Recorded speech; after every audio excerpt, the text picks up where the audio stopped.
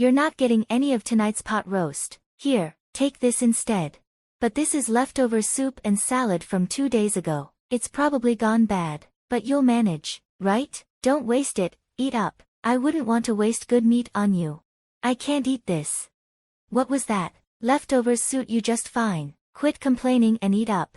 My mother-in-law always treats me with such hostility. It's infuriating and really gets under my skin. I'm Mary, 27 years old, balancing work and home life. I got married just a year ago, and we don't have any kids yet. Right now, we're living with my husband's family in their home. I never wanted to live with my in-laws, but since my husband is the eldest son, we didn't have much of a choice. It seemed absurd to me to live with them in this day and age, but both my husband and mother-in-law cling to old-fashioned values. My father-in-law passed away, and my husband felt obligated to look after his mother. I have no idea why he's so concerned. She's still full of life. My brother-in-law is single and working overseas, so I guess this is just how it has to be, but I can't stand it. Even worse, my husband has started to mimic his mother's behavior, being mean to me just like she is. Before we got married, he was never like this, but his attitude has changed drastically. I feel betrayed. He constantly acts superior and yells at me. It's giving me a headache. Hey, why is my shirt so wrinkled? Huh, is it wrinkled? Yes. How am I supposed to go to work like this? Can't you even iron properly? How hard can it be? I did iron it. Your idea of proper is far from it. You're such a useless wife. That's so hurtful. You don't have to say it like that. Are you talking back to me? Your face is as wrinkled as this shirt. It's annoying. You look older than you are, and it's a real turnoff. Oh, really? Before we got married, he used to call me adorable and treated me like a princess. Now, he insults my parents and laughs about it. I don't understand how he could say such things. I'm not wrinkled or anything. Sometimes, I can't help but notice that he's balding, and I catch myself wishing he'd go completely bald one day. Our marriage is still new, but I'm already worried about the future. The word divorce even crosses my mind at times. I'm exhausted every day. After finishing the housework once I get home from work, I feel like I'm about to collapse. But my mother-in-law never helps with the chores. She spends her whole day glued to the TV. There are crumbs from snacks all over the floor in front of the TV, a lot of them. I have to clean them up, and I wish she would at least use a plate. One evening after dinner, my mother-in-law suddenly spoke up. Hey, why don't we all go to a spa resort when the new year comes? That sounds wonderful. Great, I'll make the reservation. I'll get on it first thing tomorrow. Thanks, Mom. My husband and mother-in-law seemed genuinely excited about the idea. I wasn't exactly thrilled about spending time with them, but the thought of visiting the spa resort intrigued me. I love spa resorts, and this one had recently been featured on TV, gaining quite a bit of fame. I figured if I could just tune out their annoying behavior, it might actually be a memorable trip. Deep down, I was looking forward to it. Later, my mother-in-law mentioned she had something to discuss, so I headed to the living room, curious about what it could be. You know, our car is pretty small, right? I was thinking we could borrow your family's minivan for the trip. It would be perfect for carrying all our luggage. Sure, I guess that's fine. My father owns both a minivan and a small car. He usually uses the small car for commuting and the minivan for shopping trips or camping, which is his hobby. When I called him, he was more than happy to lend us the minivan. With that settled, we prepared for the end-of-year vacation. I was swamped with house cleaning, making it an incredibly busy time, but the thought of relaxing at a spa resort kept me going. As usual, my mother-in-law barely moved from the sofa. She spent the entire time lying there like a statue. On the morning of New Year's Day, I woke up, excited about our trip to the spa resort, but when I looked at the alarm clock, I was shocked. What? It's already 8:30, but where's David? Why isn't he here? My husband, who should have been lying next to me, was nowhere to be found. I thought he might be in the bathroom, but he wasn't there either. Huh, where is everyone? Did they leave without me? I checked my mother-in-law's bedroom, but it was empty too. Panic started to set in as I wondered if they had gone without me. I rushed to the living room to grab my phone, which I always charged there overnight. There was a text message from my mother-in-law. We're off to have a great time. We never booked a place for you. Enjoy your lonely new year. it's fine if the bride stays home. It hit me that my mother-in-law never intended to include me in the trip. She planned to enjoy it with my husband, leaving me behind. I felt a deep sadness mixed with intense anger. It was cruel of them to sabotage my alarm so I'd oversleep, and I realized that the reason she had pushed so much alcohol on me the night before was likely to make sure I'd pass out. I regretted drinking that much, though I was somewhat relieved that she didn't drug me. Her manipulative behavior made my blood boil. But there was nothing I could do about it now, so I decided to make the best of my time alone at home. I wanted to go back to my parents, but they were on a trip of their own, far away. With no other option, I ordered a pizza for delivery and spent a lonely day by myself. When my mother-in-law and husband returned from their trip, they were all smiles. It was amazing. We had the best time. I definitely want to go back, of course. Without you, Mary. Here, this is your souvenir. What is it? It's just a stone I found lying around. It suits you perfectly. Oh, I see.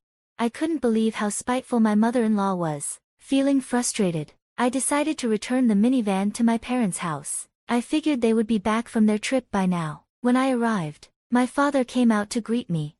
Did you enjoy the spa resort? That place is supposed to be amazing. I didn't go. I was left behind because I'm the bride.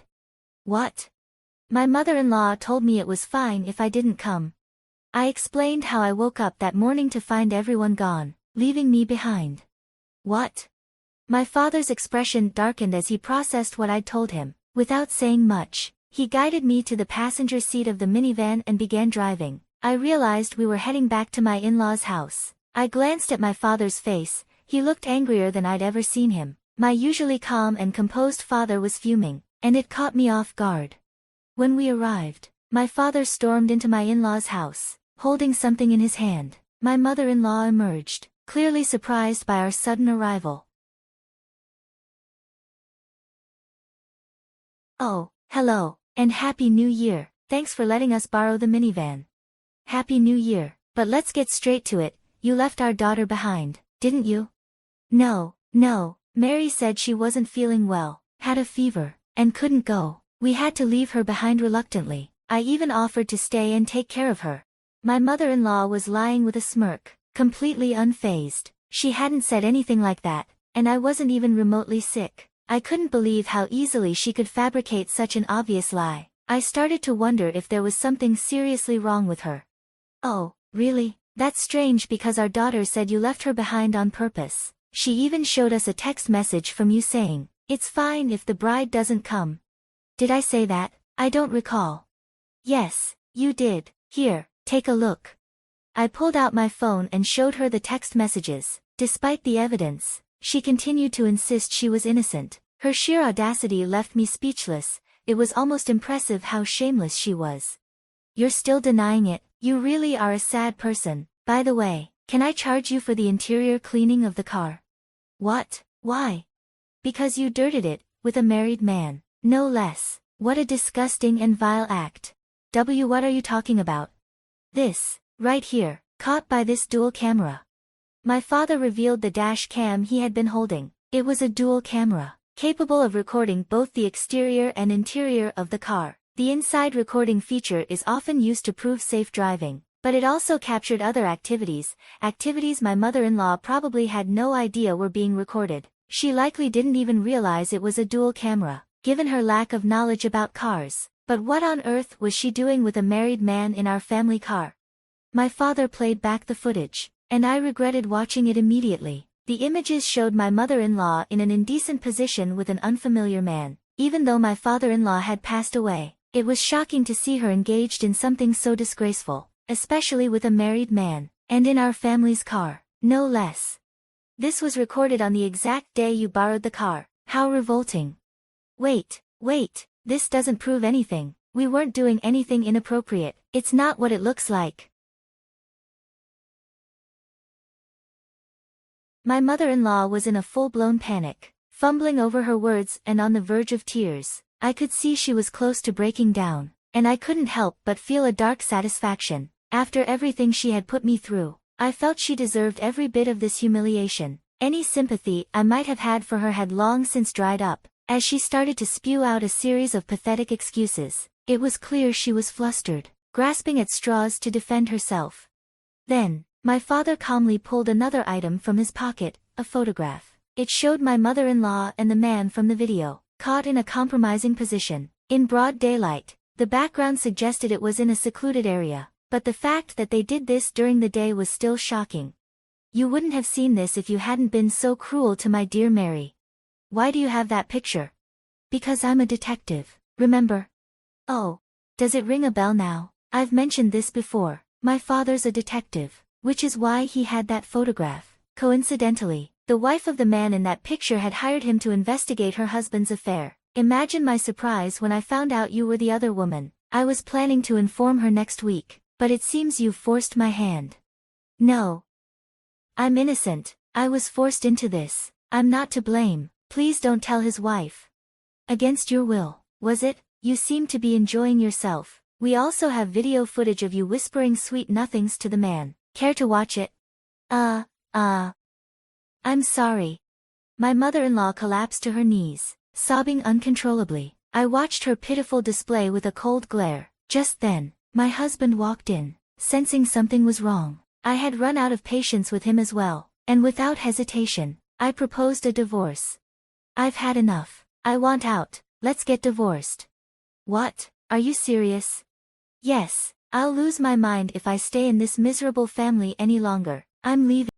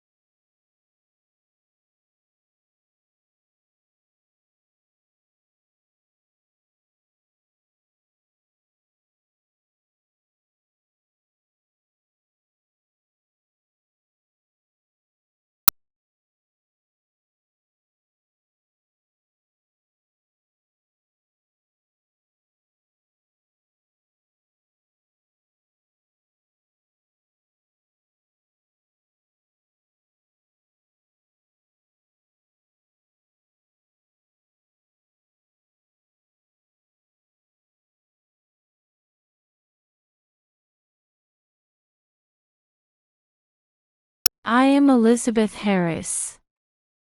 In the kitchen, bathed in the morning sunlight, I was carefully brewing coffee. Outside the window, I could see the Johnsons, our neighbors, heading out for their morning jog, a peaceful, familiar scene. "George, breakfast is ready," I called to my husband, and I heard footsteps coming down the stairs. We've been married for 40 years and live in the suburbs of Willow Grove, Pennsylvania. Life in this town is picture perfect. Our spacious yard has a rose garden I tenderly care for, and we often host barbecue parties for the neighbors on weekends. "Beth, breakfast is delicious as always," George said with a smile. His warm words never fail to make me feel happy. After breakfast, I head to the community center for volunteer work. I lead a reading club for seniors, and today we're discussing F. Scott Fitzgerald's The Great Gatsby. On my way home after the activities, I stopped by the supermarket. While selecting ingredients for dinner, I thought about our son, David. He lives in Philadelphia with his wife, Sarah, and their 6-year-old son, Timmy. I was a bit worried that we hadn't been in touch much lately. When I got home, I found George relaxing in the living room. "Beth, have you heard anything from David?" he asked. I shook my head and replied, "No, not yet. It's been over a month since we last spoke."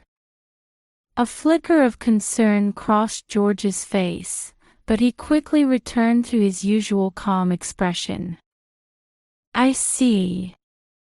They must be busy," he said, but there was a slight tension in his voice. While preparing dinner, I thought about David and Sarah. They had always been a loving couple, but during our last video call with Timmy, something seemed off. Sarah had dark circles under her eyes, and David looked thinner than before. "I wonder if something's wrong," I muttered while chopping vegetables. "Did you say something, Beth?" George poked his head into the kitchen. "Oh, it's nothing," I answered, but inside, my worries were growing. After dinner, we watched TV as usual. The news reported on the worsening opioid crisis. "It's such a terrible problem," I said, and George nodded silently. Before bed, I tried calling David again, but there was no answer. I left a short message on the voicemail and hung up. Lying in bed, I decided to visit David's house tomorrow. If there was a problem, I wanted to be there for them as family. With that thought, I drifted off to sleep. The next morning, I woke up early. I had planned to visit David's house with yesterday's resolution in mind. However, fate had a completely different turn of events in store for me. As I was heading to the kitchen to start breakfast, the doorbell rang. Looking at the clock, it wasn't even 7 a.m. yet. Who could it be at this hour? I wondered as I walked to the door. The moment I opened the door, I gasped at the sight before me. There stood my 6-year-old grandson, Timmy, covered in blood from head to toe. "Grandma!" Timmy called out in a hoarse voice. "Please help me with my wounds." For a moment, I couldn't comprehend the reality in front of me. Timmy's appearance was so shocking that my mind went blank. But seeing my grandson's pitiful state snapped me back to reality, and I immediately sprang into action. "Timmy!" "It's okay," Grandma will take care of you properly. I scooped Timmy into my arms and carried him to the sofa in the living room. His body was surprisingly light and trembling. The smell of blood stung my nose, making my heart ache. George, come down quickly. Timmy is hurt. Hearing my cry, George came rushing down the stairs. His face was a mix of surprise and confusion. What on earth happened? George asked, his voice shaking. As I was about to check Timmy's wounds, he spoke in a small voice. Grandma, look at these pictures. With trembling hands, he took out a smartphone from his pocket. The screen displayed numerous photos, but I couldn't immediately understand what they showed. George, take a look at this. I'm going to get the first aid kit. As I said that and stood up, I noticed George's demeanor change drastically. He stared at the smartphone screen, his whole body shaking violently. George, what's wrong? Feeling uneasy about his reaction, I hurried to get the first aid kit. When I returned from the kitchen, George was pale as a ghost, as if his soul had left his body. Beth, this is... He stammered, unable to meet my eyes. As I began tending to Timmy's wounds, I peered at the smartphone screen again. What I saw there was unbelievable. David, Sarah, and George. The photos showed them in unnatural poses, as if trying to hide something. George, what does this mean? George couldn't answer my question. He just kept trembling, his eyes closed and face turned away. At that moment, Timmy began to speak in a small voice. Dad and Mom. Grandpa. His words were fragmented and difficult to understand fully, but a terrible premonition ran through my heart. Something awful might be happening within our family. Timmy, it's okay. You're safe now, I gently embraced him. No one will hurt you anymore. Can you tell me slowly what happened? Timmy, sobbing, began to speak bit by bit. As I listened to his story, I felt a crushing pain in my chest. Family secrets, betrayal, and terrifying truths were gradually coming to light. All the while, George remained silent, continuing to tremble. Seeing his state, I began to suspect that he too was deeply involved in all these events. George, you know something about this, don't you? At my question, he finally looked up. His eyes were filled with regret and fear. Beth. Just as he was about to speak, the doorbell rang again. We all jumped at the sound. Who could it be? And what will become of our family from now on? I took a deep breath and stood up. Whatever truth awaits us, we must face it as a family. George, I said with a serious expression. What's about to happen won't be easy. But we need to face this problem as a family. George slowly nodded. I know. Beth, I'm so sorry. I'll tell you everything honestly. For Timmy's sake, and to rebuild our family. I took a deep breath, preparing to answer the phone. A difficult road lies ahead of us. But by revealing the truth and making the right choices, we should be able to overcome this crisis. Holding Timmy's small hand tightly, I answered the phone. "David, we need to talk. Come over right away." After hanging up, a heavy silence fell over the living room. We were all tense about the confrontation with our family that was about to begin. However, for Timmy's future and for the healing of all of us, this ordeal cannot be avoided. Outside the window, the light of a new day was shining in. I sincerely hoped that this light would illuminate our dark past and show us the path to new hope. After hanging up the phone with David, a heavy silence fell over the room. Timmy had fallen asleep, exhausted, while George stared out the window with vacant eyes. I headed to the kitchen to make some tea, hoping to calm myself a little before the difficult conversation ahead. When I returned to the living room with the tea, George began to speak in a small voice. "Beth, I'm truly sorry. I've ruined everything." His words stirred up various emotions within me. Anger, sadness, and deep disappointment. In our 40 years of marriage, I had never felt so disconnected from my husband. "Why did you keep quiet?" I asked quietly but firmly. "We're married, aren't we? We promised to overcome anything together." George let out a deep sigh. I was ashamed. I felt like a failure as a father for not being able to protect our son.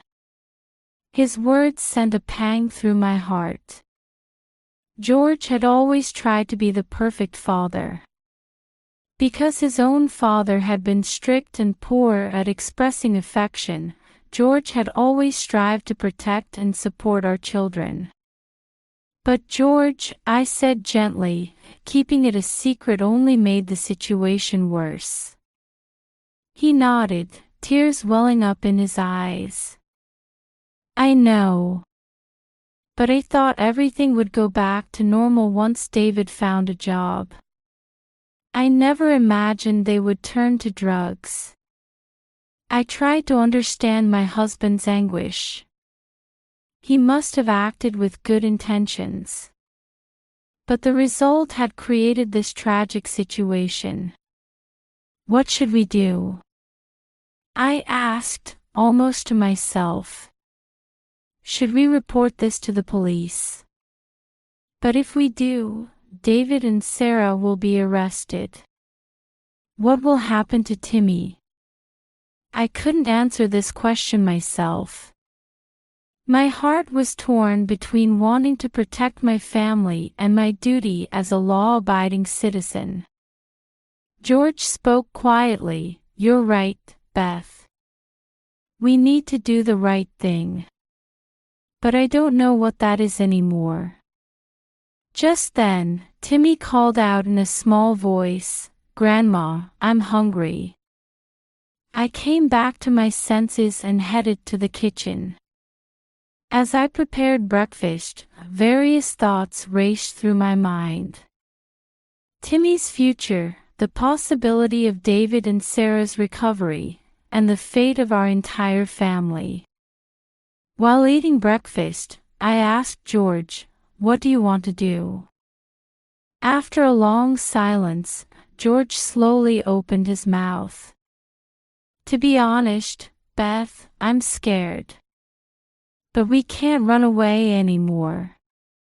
For Timmy's sake, for David and Sarah's sake, we need to make the right choice."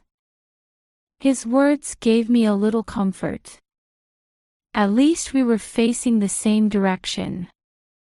"You're right," I nodded. "But what is the right choice? The police? Or—" Just then, the doorbell rang. David had arrived. We looked at each other and took a deep breath. The conversation we were about to have would determine the future of our family. Holding Timmy's hand and walking towards the door with George, I prayed silently. May we overcome this ordeal, may our family find happiness again. And above all, may Timmy grow up in a safe and loving environment. As I was about to open the door, my resolve solidified. No matter how difficult the road ahead may be, we will face the truth and make the right choices. That's the only way to save our family. When I opened the door, David and Sarah were standing there. Their faces were heavy with fatigue and anxiety. David's eyes were red, and Sarah seemed to be trembling. "Mom, Dad." David choked on his words. "Timmy." "Come inside," I said, trying to maintain my composure. "Timmy is safe. We have a lot to talk about." As they entered the living room and saw Timmy, David and Sarah's faces showed relief. But that relief was short-lived as tension filled the room. "Sit down," George said in a low voice. "It's time we talked about everything." We sat in a circle. Timmy pressed his small body close to me, and I embraced him protectively as I began to speak. "David, Sarah, we understand your situation. But why didn't you confide in us?" David covered his face with his hands. "I was ashamed. I didn't want to be seen as a failure." "It's not just about the money, is it?" I said quietly but sternly. "We know about the drugs too." At these words, David and Sarah looked shocked. Sarah began to cry, and David couldn't lift his face. "Did Dad tell you?" David asked in a small voice. "Here," George spoke up. "No, son. Timmy, he recorded everything." David and Sarah were stunned. They couldn't look at their son, their faces showing shame and regret. "Why, Dad?" David suddenly raised his voice. "Why didn't you report us to the police? You could have stopped us." George let out a deep sigh. "I wanted to protect you. I wanted to protect my grandchild, our family. But in the end, we couldn't protect anyone," I said sadly. A heavy silence fell over the room. It was broken by little Timmy's voice. "Dad, Mom, please don't do scary things anymore." At these words, David and Sarah broke down crying. "I'm sorry. I'm so sorry, Timmy," Sarah said in a trembling voice. "Mommy and Daddy did wrong things. We won't do it ever again." David also apologized tearfully and tried to approach Timmy, but Timmy clung to me. "It will take time to rebuild trust," I said quietly. "But this can be a new beginning. If we all work together, we can overcome this." George nodded. "You're right, Beth. I made mistakes. But it's not too late. Let's do the right thing." I took George's hand. Seeing the determination in his eyes gave me a little reassurance. "First, you two need to go to a rehabilitation facility," I said to David and Sarah. "During that time, George and I will take care of Timmy here." David and Sarah hesitated but nodded. And I continued, We'll talk honestly with the police. No more hiding." At these words, the room seemed to freeze. But no one objected. Everyone understood that this was the right path. "As a family, let's overcome this ordeal," I concluded. "It won't be easy, but with love and honesty, I'm sure we can get through this." At that moment, I felt as if a small ray of hope had entered the room. It will be a long journey, but I sincerely hope that today would mark the beginning of a new chapter for our family. 6 months have passed since then. David and Sarah have been participating in a rigorous rehabilitation program, taking it one day at a time on their road to recovery. They were charged with drug possession, but the court gave them a chance for rehabilitation and handed down a suspended sentence. They are seriously committed to their mandatory community service and regular drug testing. George was also charged as an accomplice, but considering his age, he was sentenced to community service. He volunteers in local drug abuse prevention programs, sharing his experiences with young people. George and I were granted temporary custody of Timmy by the court. Timmy is slowly regaining his smile and has started making friends at school. On weekends, he's now allowed visits with David and Sarah. In family therapy sessions, we've shed tears and vented anger, but gradually, understanding and forgiveness have begun to sprout. Timmy can now tell his parents, "I'm not scared anymore," and hope shines in David and Sarah's eyes. Through this ordeal, I feel our family bonds have grown stronger than before. By facing the truth and making the right choices, we were able to make a new beginning. There will still be challenges ahead, but I believe that with love and honesty, we can overcome. Ding dong, clatter, clatter, bang, bang, bang. Are you kidding me?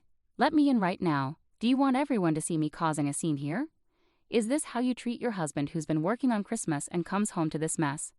My husband was furious, pounding on the gate of my family's home. Christmas is usually a special time for us, just before the big day. I accidentally found an envelope recently that revealed my husband's betrayals. As a wife and mother, I've been living through miserable and hopeless days since then. He had been working late, he said, but really he was spending our money on his girlfriend. He barely even bought presents for our kids. I couldn't stand it anymore. I opened the door and confronted him in front of my family. And then, what's going on? I'm just an ordinary housewife, living with my husband and 2 children. Depending on your values, some people might spend Christmas Eve with a boyfriend or girlfriend and Christmas Day with their family. And that's how it was for me. I have a brother and a sister, and since we were young, if any of us were dating someone, we'd spend Christmas Eve with them. Our family does things a bit differently from others. We don't always celebrate Christmas on the 25th because of our jobs. Both our parents and us have work that keeps us busy even on holidays. So instead, we made our own tradition, celebrating Christmas when we all had time off during the winter break. We'd cook together, enjoy cake, and watch special year-end TV shows. As we grew up and became independent, my brother, sister, and I kept up this tradition in our own ways. A few years ago, I got married and had children of my own. At first, celebrating Christmas Eve with my husband and our child was a joyful time. But over time, our relationship changed from being romantic partners to focusing more on our family as a whole. Christmas Eve started to feel more like a routine than a special occasion. Eventually, we both agreed that our children's happiness was what mattered most at Christmas. Any discussion about what to do on Christmas Eve slowly faded away, so when my husband said, "Sorry, I might be stuck at work overnight on the 24th. The kids celebrate Christmas on the 25th, right? I'll try to be back by then," it felt like a natural progression of how our Christmas traditions had evolved. I wasn't particularly emotional when I realized my husband wouldn't be home for Christmas Eve. It was just another sign of how our relationship had changed over time. Despite this, I still love him deeply and I'm content with our life together. So I focused on preparing for our kids' Christmas alone, considering it another form of happiness. Hey, is this all the money we have for living expenses this month? Did something unusual happen with your paycheck? I hate to sound critical, but expenses always pile up at year-end. I was hoping we could stretch our budget a bit more with Christmas coming up in about a month. I was shocked to see that the money my husband gave for living expenses was significantly less than usual. I quickly pleaded with him. If I could have managed it, I would have done so already. Things are tight on my end too. There are work-related parties and expenses that I have to cover upfront for the new year. Do you think I enjoy cutting back like this? Managing our budget with limited resources is also a crucial part of being a housewife, isn't it? My husband seemed visibly frustrated and avoided looking at me or talking further. You're right, sorry. I'll do my best too, but it's almost Christmas, right? The kids are eagerly waiting for their special presents. Please, for their sake, let's make this time of year special. I don't want us to not afford their gifts. In our family, there's a rule. Normally, if the kids want something, they have to explain why they need it. But for birthdays and Christmas, they can ask for anything without conditions.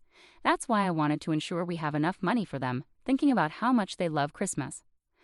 Honey, let's be a bit more careful with our spending. Kids, what do you want for Christmas?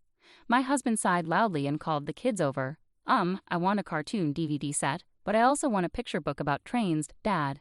Which one do you think is better? Well, the book, definitely. It will help you learn to read, and you can share it with your friends at their houses. You could even read it to younger friends. You'd be such a cool big boy. I really want a new doll set so I can feed it and sleep with it, but my crayons broke recently and now I can't draw. I wonder which wish Santa will grant. I think crayons would be great, Lena. You're so talented at drawing, and I love seeing your artwork. Ask Santa for some really nice ones, even better than the ones you had before. But what about the dolls? Can't you listen to what I want? Santa only visits good children. Naughty kids who are selfish get nothing. I'll ask for crayons. While pretending to listen to the kids, my husband clearly pushed them towards the cheaper options. Aaron's gift can be from a used bookstore, and Lena's gift can be from the dollar store. This way, we won't have to spend extra money on Christmas. Do you think spending money is the only solution? How foolish, he sneered, making sure only I could hear him.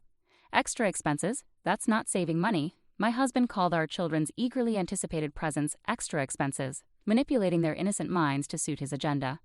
I began to deeply resent such behavior from my husband. Then, after a while, Mom, look, a sparkly letter. It was in Dad's work bag. Could it be from Santa? While my husband was in the bath, my daughter had apparently opened his work bag and excitedly showed me the beautifully decorated envelope she found. You shouldn't have taken that without asking. Give it here and I'll put it back, okay? What could it be? I took the envelope from my daughter. Since it hadn't been opened, curiosity got the better of me and I peeked inside. A reservation for a Christmas dinner for 2 at a hotel on the 24th. But he was supposed to be working overnight on the 24th. Several questions raced through my mind. Just then, my husband's phone made a notification sound. Startled, I glanced over at his phone. It seemed to be getting a flurry of messages in a short span of time. Normally, I wouldn't pay much attention to his phone or how often it rang, but with a sense of unease, I reached for it. What's going on? My eyes fixed on the screen. All the messages flooding my husband's phone were from someone named Nancy. Judging by the selfie that appeared to be her profile picture, she was much younger than me. Although I couldn't see the content of the messages, the heart emojis made it clear they were not just from a casual acquaintance. It seemed too coincidental. A small dark suspicion about my husband began to grow within me. Once I started doubting him, it was hard to let go of those feelings. For the next few days, I found myself sneaking peeks at my husband's phone. Those days were enough to turn my suspicions into conviction. Nancy was likely my husband's mistress, and he planned to spend the Christmas dinner with her on the 24th. He even hinted at an extra special gift for her, their excitement for each other uncontainable. To get more concrete information, I hired a private investigator. Catching my overly confident husband in the act seemed easy, and the results came back quickly. According to the investigation, Nancy was a temp at my husband's company. They had started their affair a month ago, and all the nights he told me he was working late were actually spent with Nancy. The recent drastic cut in our living expenses was likely to fund his affair with her. Clutching the investigator's report, tears of frustration overflowed. In just 1 month, my husband had come to prioritize another woman over his family. My efforts in taking care of the house, believing he was busy with work, and our children's kindness in holding back their desire to play with their father, all felt unbearably pathetic. The shock of my husband's betrayal was too significant to ignore. I didn't know what to do at first, but I have a plan of my own. I won't let this slide without a fight. Wiping away my tears, I stood up energetically and began to prepare my own special gift for my husband. On the morning of December 24th, I sent off my husband as usual, then I headed to my parents' house with the kids. Welcome. It's been so long since we've all been together like this. It feels just like when you, your brother, and your sister used to live here, my mom said. Spending quality time with Dad is great, but this year felt especially exciting. At my parents' house, they were delighted by the festive Christmas atmosphere, enjoying decorating a large Christmas tree they had pulled out of storage. With the kids, we spent the entire day having a fun Christmas party. The next morning, the kids were ecstatic about the presents placed at the base of the Christmas tree they had decorated. For my son, I got a DVD and a picture book, and for my daughter, a doll and crayons. We told them these gifts were from Santa and also from Grandpa and Grandma. The kids played happily with their new toys while the adults watched them with smiles. Suddenly, my phone buzzed. I looked at my phone and saw I had a call. I stepped outside to answer it. It was my husband, sounding very upset. "Hey, where are you? I just got home from work, but my key doesn't fit the lock and the doorbell isn't working. What's going on?" I could hear him messing with the door handle through the phone. "Calm down, you're making a lot of noise. No one is there because we don't live there anymore. We finished moving out yesterday. You were too busy with work to notice, I guess. By the way, you've been shaking that doorknob for a while. Isn't that kind of like trying to break in? If you break the door, it's not my problem." I laughed at him. Even though he was still confused, he realized I had tricked him and started yelling angrily. "Don't mess with me. Doing all this without telling me. Where did you put my stuff? Bring it back now. All your things were taken by your parents yesterday. They kept apologizing to me, saying how sorry they were for what you did. Make sure to apologize to them when you get back." "What? Huh?" After finding out about my husband's affair, I told both our families everything. I explained how he was obsessed with a younger woman named Nancy, spending our money on her instead of on our family. He even cut down on our living expenses and the kids' Christmas gifts. He lied about working overnight just to be with her, and I decided to ask for a divorce. After I told everyone through tears, my parents, his parents, our siblings, and even the kids supported my decision. So we moved out of the house on Christmas Eve while my mother took care of the children. Our siblings also helped with the move. With everyone's help, we emptied the house quickly, which brings us to now. So everyone knows what you've done, and no one in the family is on your side. You caused this mess, and now you have to deal with it. I explained everything to my husband clearly. By the time I finished explaining everything, my husband was furious and started shouting at me. "You worthless woman! Your disrespectful attitude towards me, your husband, is the real problem here. I am the precious only son, you know. Blaming others while you're no saint yourself, acting all high and mighty. My parents siding with you. Ha, you must have played the victim and cried to them. Who do you think my parents will ultimately believe, their precious son or some outsider woman? You're as foolish as ever, Hava. I'll be demanding alimony from you right away." "Oh really? Then go ahead and talk to them now. Here, be my guest." Saying that, I turned on the speakerphone on my cell. "Then I never thought you were such a rotten person. Are those the words of someone who has committed adultery? You are the worst. You're the shame of our family." Where did it all go wrong? May and Lars, who had been by my side during the call, unleashed their anger at my husband over the phone. "Dad, Mom, why are you with her?" My husband began to tremble, utterly taken aback by the unexpected rebuke from his parents.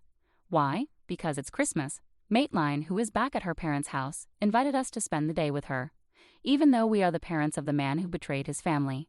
Do you understand how Maitline felt all this time? While you were betraying her, she was working hard to take care of the children on her own. We've never been so ashamed and embarrassed of you. We won't defend you unconditionally. You're an adult and made your choices. Do what you want, but don't involve us again. We refuse to be used by you." May and Lars scolded him, their voices trembling with anger. Their words made me so happy I couldn't hold back my tears. "What? You're at Maitlane's parents' house. Anyway, I'm coming over, so listen to my side of the story. It's unfair to only hear one side at times like these, right? You'll see who the real victim is, right, Dad?" Regardless of our situation, my husband tried to win his parents over, but it was pointless. Without listening to his claims, my father-in-law hung up and turned off the phone after saying a few words to me. Then he turned off all our phones, including Maitlane's, and said, "Let's go back inside. The kids are waiting for their mom." My father-in-law said this with a gentle smile, and my mother-in-law gently patted my back. We all went back inside together. We then had the most enjoyable Christmas party ever, with delicious food, cake, and the children singing and dancing. As the night went on and the children fell asleep, the adults were relaxing when the doorbell started ringing non-stop. Tension filled the room. Everyone knew who would show up uninvited at this hour. "Yes, it's me. Open the door. Are you going to leave me out in the cold on a winter night?" My husband not only kept pressing the doorbell but also started rattling the doorknob as if he might break it. Panic set in, and I was about to go to the door when my parents stopped me. I looked at everyone, nodded, and decided to speak to my husband through the door. Did you forget? Christmas Eve is for lovers and Christmas is for family, right? We're all having a lovely Christmas together as a family. Did you have a nice Christmas Eve with Nancy? Now that we're strangers, I don't care what happens to you today. If you don't want to sleep outside in the cold, just leave. Don't provoke me. Should I call the police? Spread rumors in the neighborhood that a cruel wife kicked out her husband for no reason. Open this door right now. No matter what I said, my husband refused to listen and continued causing a scene outside. I started feeling afraid at his persistence. Trembling, my father-in-law smoothly stood up. He exchanged glances with my mother-in-law, who also rose to follow him. My parents and I hurried to the front door with them. When my father opened the door, expecting me to give in, my husband stood there defiantly. "Long time no see, Dad," my husband said smugly. "It's not good to see you. Stop pretending we're friends. You're no longer a son to us, just someone who hurt our family," my father interrupted coldly. My mother joined in, causing a scene at this hour. "Do you even know what time it is? It's incredibly rude. The kids have been asleep for hours. You're not fit to be their father." She glared at him sternly. My husband was shocked to see my usually gentle mother so stern. "I won't let my grandchildren see this anymore. Leave. You're a nuisance. You're no longer part of this family." My father-in-law spoke calmly but with anger, making it clear my husband had to leave. My husband glared at us, looking like he might explode. "I'm calling the police right now," my mother-in-law said firmly. Seeing her pick up the phone, my husband panicked and fled without saying a word of apology. It was another stark reminder of who he truly was. I didn't cry anymore, but I felt an emptiness inside, questioning the purpose of everything I had been through until then. "How about some warm tea, and then you can get some rest?" My mother gently touched my shoulder with a kind smile.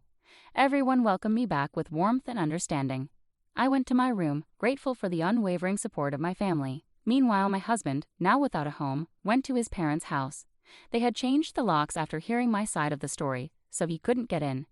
They turned him away when they returned, unwilling to let a stranger into their home. Left out in the cold, my husband finally realized the gravity of his actions and his parents' words. Now he sincerely regrets his actions and has agreed to the divorce and alimony. I had a lawyer ready just in case, but thankfully it didn't turn into a messy legal battle. After the divorce was finalized, I started a new life at my parents' house with my children. I'm focused on my work and raising my kids with the loving support of my parents. It's busy, but every day feels meaningful. Although I won't see my ex-husband again, I stay in touch with my in-laws. They're wonderful grandparents to my children and a great support to me. Even though we're no longer family on paper, I hope they'll always be part of our lives and continue to watch over the children as they grow. Do you both have everything? Let's go. Don't forget to say goodbye to Grandma and Grandpa. Bye. I silently prayed for these ordinary, peaceful days to last forever and looked forward to celebrating next Christmas together as a family, seeing my children's happy smiles.